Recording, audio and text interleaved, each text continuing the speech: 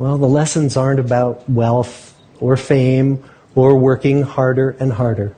The clearest message that we get from this 75-year study is this: good relationships keep us happier and healthier, period. We've learned 3 big lessons about relationships. The first is that social connections are really good for us and that loneliness kills. It turns out that people who are more socially connected to family, to friends, to community are happier, they're physically healthier, and they live longer than people who are less well connected. And we know that you can be lonely in a crowd and you can be lonely in a marriage. So the second big lesson that we learned is that it's not just the number of friends you have, but it's the quality of your close relationships that matters. It turns out that living in the midst of conflict is really bad for our health.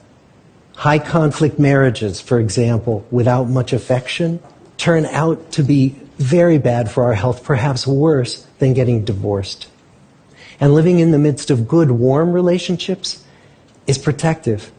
The people who were the most satisfied in their relationships at age 50 were the healthiest at age 80. On the days when they had more physical pain, their moods stayed just as happy.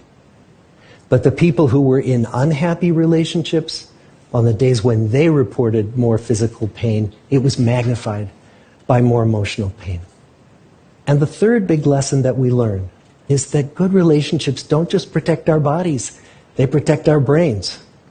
Being in a securely attached relationship to another person in your 80s is protective. That the people who are in relationships where they really feel they can count on the other person in times of need, those people's memories stay sharper longer.